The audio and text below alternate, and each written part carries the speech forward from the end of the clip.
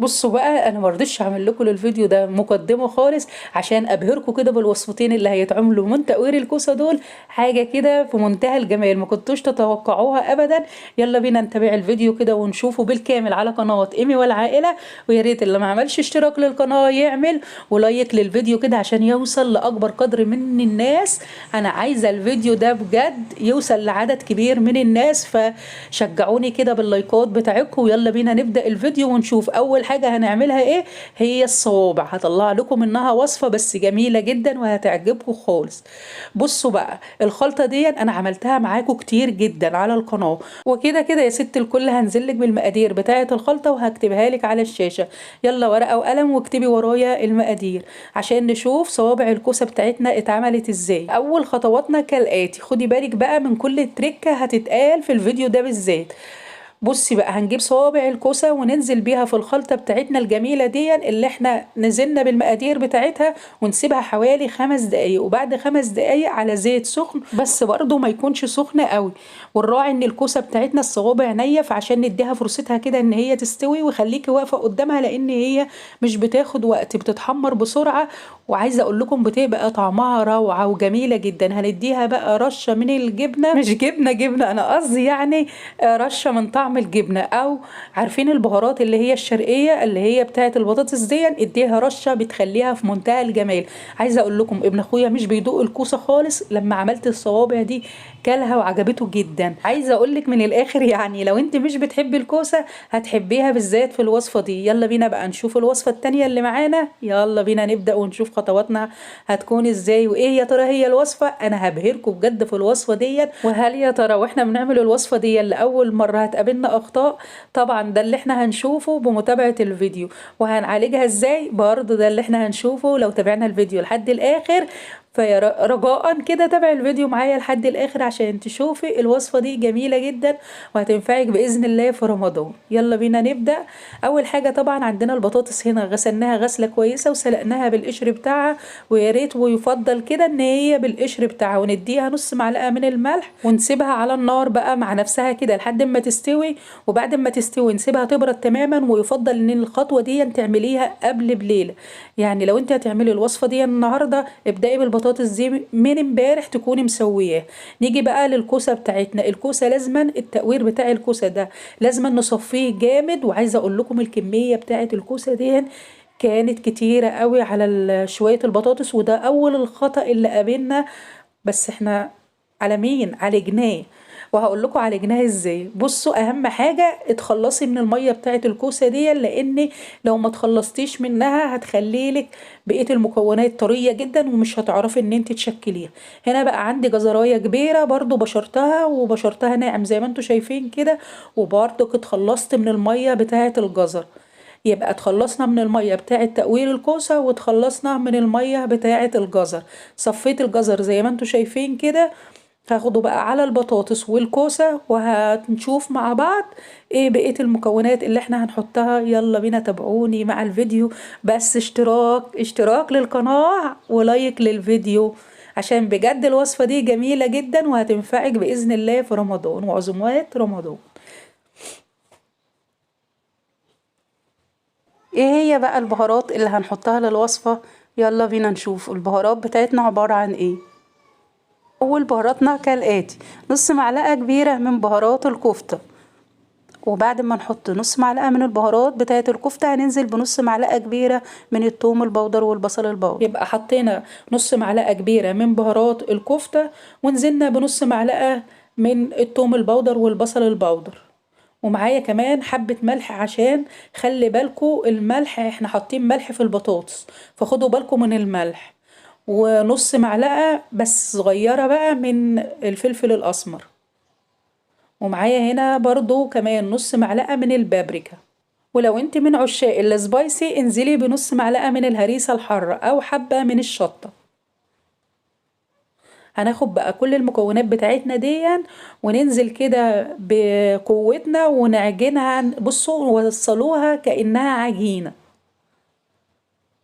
هل كده المكونات بتاعتنا اكتملت؟ لا لسه. تابعوني بس وشوفوا الوصفة دي. بقول لكم انبهار، حاجة كده خيال. وفي الطعم بقى ما اقولكوش طعمها جميل جدا، انا ما كنتش متوقعة ان هي هتطلع بالحلاوة والجمال ده.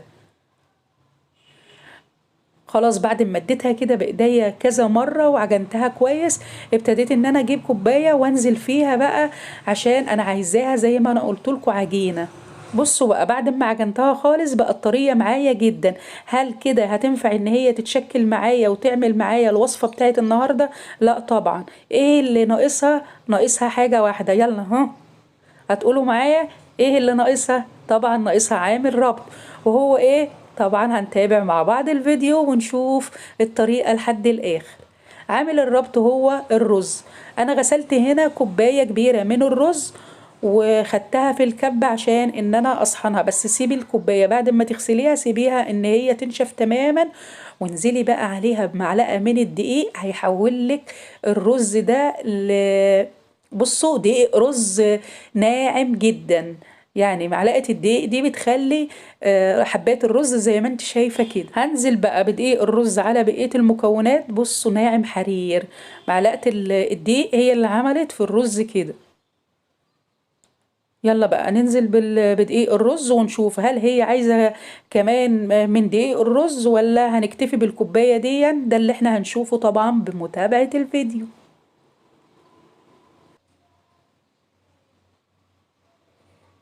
ننزل بقى بدقيق الرز بتاعنا ونقلبه مع بقية المقادير بتاعتنا ونشوف زي ما انا قلت لكم هتاخد تاني دقيق رز ولا هنكتفي بالكوباية بتاعت الكبة. هقلب كل المكونات مع بعض، دقيق الرز والمكونات اللي احنا حطيناها قبل كده، ونخليها كده تتجانس مع بعضها، ونشوفها هتوصل معايا لان هي تبقى عجينة سهلة التشكيل ولا لا. مبدئيا كده هي تحت ايديا محتاجة تاني دقيق رز. فاحنا هنعمل ايه؟ فلازم ان احنا نجيب كمان كوباية من الرز، ونبتدي ان احنا نضربه في الكبة زي ما ضربنا اللي قبل كده. وخليكم عارفين ان الرز لازم ينغسل وينشف تماما، اوعي تضربيه وهو مبلول. هننزل بس قبل الرز بمعلقتين كبار من الفيجيتار، والفيجيتار بيوديها في حتة تانية. هقلبهم كده بكل المكونات على ما يكون كوباية الرز بتاعتنا نشفت، ونبتدي ان احنا نضربها ونضيفها على المكونات بتاعتنا. عايزة اقول لكم ان هي لسه برضو طرية، وده يرجع للكوسة لان الكمية كانت كتيرة على شوية البطاطس اللي انا حطيته. هننزل بقى بكوباية الرز بتاعتنا، بس بصي خدي بالك واحدة واحدة، ممكن تحتاج مننا الكوباية كلها وممكن مش تحتاج الكوباية كلها، فخدي بالك انزلي بنص الكوباية بس وقلبي، وبعدين لو احتاجت تبقى في ايديكي يعني هتضيفي حبة حبة. هي عايزة بقية الكوباية معايا.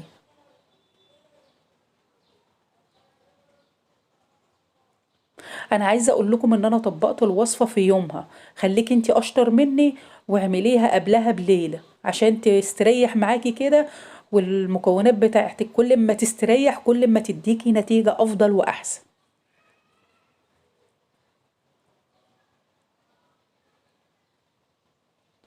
انا نزلت بكوباية الرز بتاعتي خالص كلها، يعني الكوباية كلها اخدت مني الكوباية كلها، يبقى عدد دقيق الرز كوبايتين من الدقيق. ولسه برضو معايا طرية دي بقى الاخطاء اللي قابلتنا. فانا ما حبيتش ان انا اخبي عليكم اي حاجة، وقلت لكم برضو على ايه الخطأ اللي قابلني. عايزة اقول لك هم 3 كوسات بس كفاية قوي لكمية البطاطس دي. طيب هنعمل ايه ونتصرف معاها ازاي؟ ده بقى اللي هقول لكم عليه.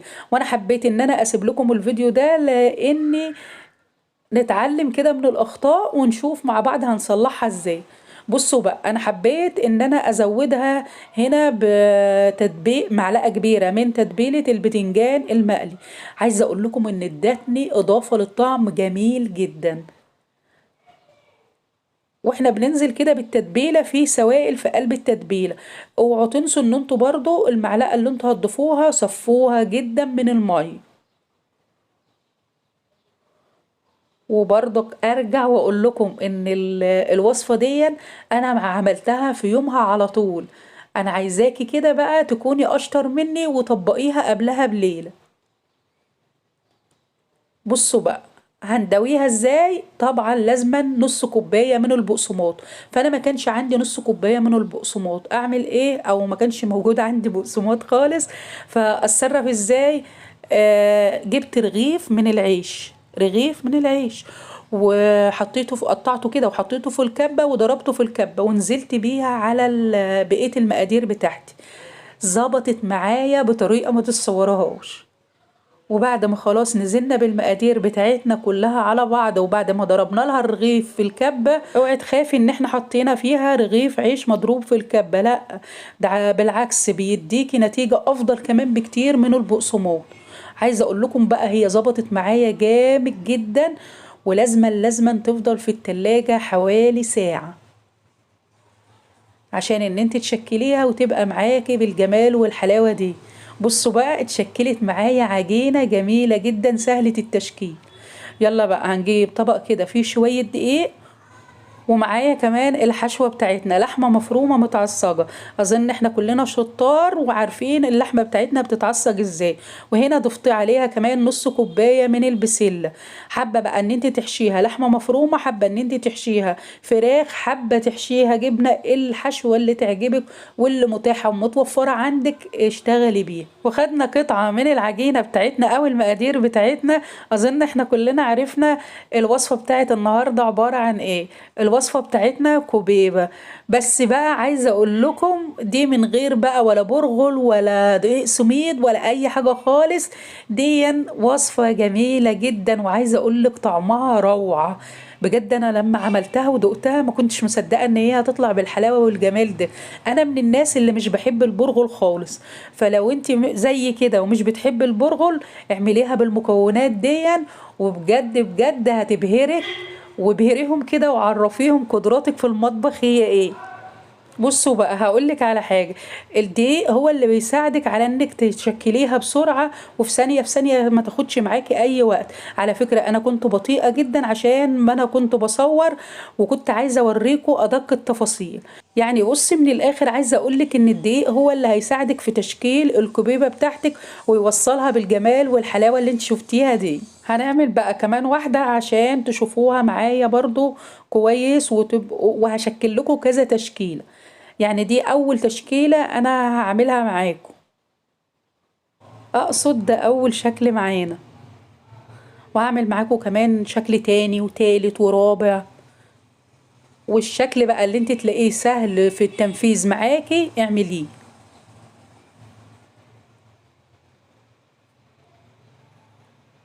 ده بقى تاني شكل هعمله معاكم. هو مقارب على فكرة للشكل الاولاني.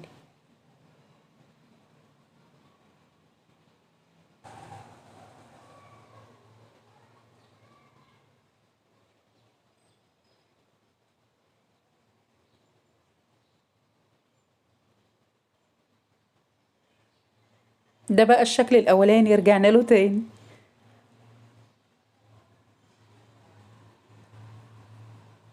وده كمان شكل. ده الشكل التالت لو حابة ان انت تعمليها على شكل اقراص. انا عايزه اقول لكم من الاخر، هي جميع الاشكال اللي انا شكلتها معاكم، هي بصوا كل الطرق بتؤدي الى طريقه واحده. عايزه اقول لكم لو عايزين، لو هتعملوها على اشكال اقراص حلوه جدا هتعملوها، لو هتسيبوها على الشكل التقليدي بتاع الكبيبه او الكبه عادي جدا برضو، والصوابع جميله جدا والاقراص جميله. يعني اي طريقه انت سهله تكون بالنسبه لك اشتغلي فيها. اي طريقه من الاربع طرق اللي انا وريتهم لك دول.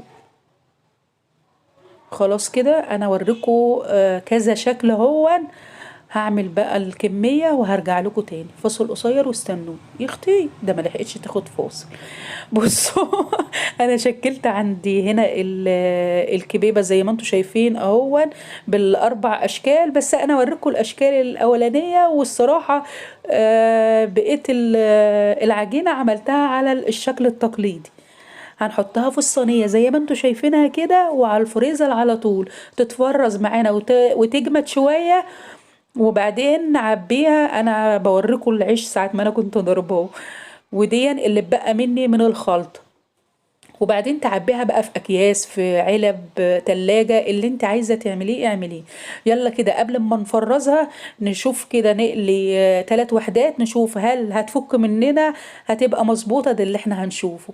بس خلي بالك هي بتتقلي على زيت متوسط، يعني النار تكون متوسطة عشان تستوي معاكي. بصوا، اهي من قبل ما تتفرز ولا من قبل ما تستريح في التلاجة خالص.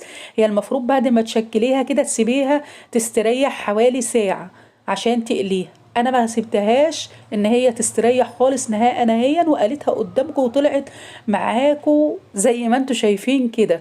وحبيت ان انا اقليها قبل ما هي تستريح عشان تشوفوها برضو معايا، عشان تشوفوا وتستريحوا ان الاخطاء اللي قابلتنا فيها واحنا بننفذها اثرت عليها. لا خالص. وده يدل عن ايه بقى؟